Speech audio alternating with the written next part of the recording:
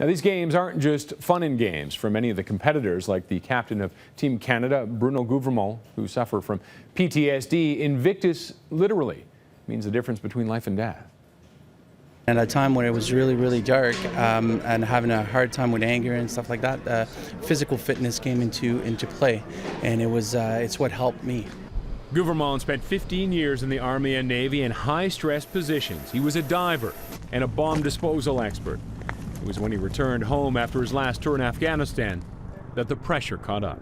All of a sudden, I couldn't remember stuff. I was blacking out. I was having night terrors, and depression started setting in. And when you don't know what these things are, it represents itself if you're that type of person in anger.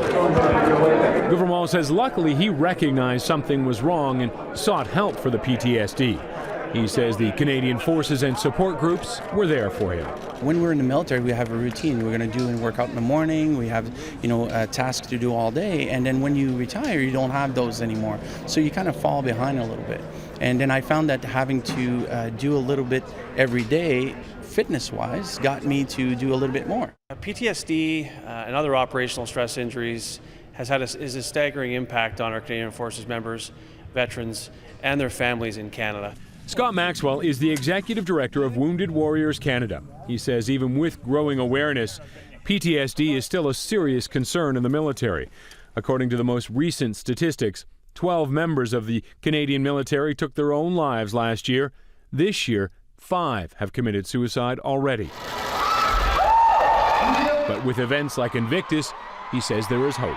And it's about renewed sense of purpose, hope, goal setting, drive. Trust me, it will be an unbelievable few days. When Prince Harry came out with the Invictus game, it was just a match made in heaven, right? So we started recruiting athletes that I knew needed this purpose. Gouvernement says he has seen the difference not just in himself, but all the veterans who join the games.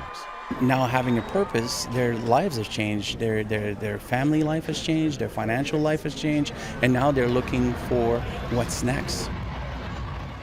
Now, before Toronto next year, the 2016 Invictus Games are being held in Orlando next week.